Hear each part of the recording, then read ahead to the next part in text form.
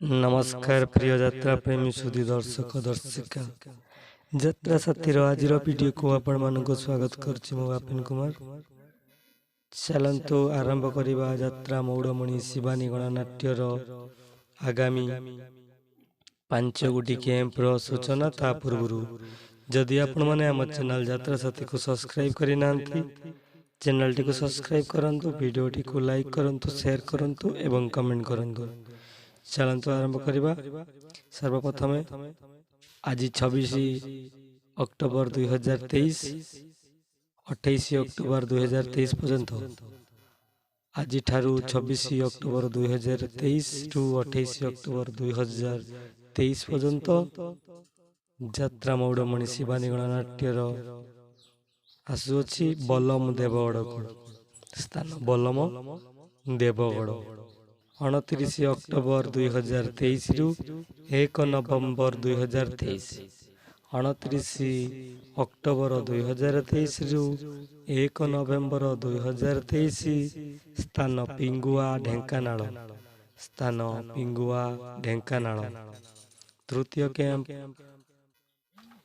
2 नवंबर 2023 रु 5 नवंबर 2023 2 नवंबर 2023 रु 5 नवंबर 2023 स्थान कुलसमिंगा कटक स्थान कुलसमितांगा कटक। चतुर्थ कैंप 6 नवंबर 2023 रु 9 नवंबर 2023 6 नवंबर 2023 रु 9 नवंबर 2023 स्थान बेतड़ा भद्रक स्थान बेतड़ा भद्रक। पंचम कैंप 10 नवंबर 2023 रु 12 नवंबर 2023 10 नवंबर 2023 रु 12 नवंबर 2023 स्थान खाननगर बालेश्वर स्थान खाननगर बालेश्वर।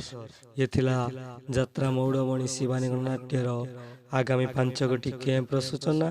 जदि आज वीडियोटी आपण मानक भल लगी वीडियोटी को लाइक करंतु, शेयर करंतु एवं कमेंट करंतु एवं आम चैनल यात्रा साथी को सब्सक्राइब करिया पई भूलंतु नहीं। पुणी आसीबा एक सुंदर वीडियो नहीं आ एक अध्याय रे।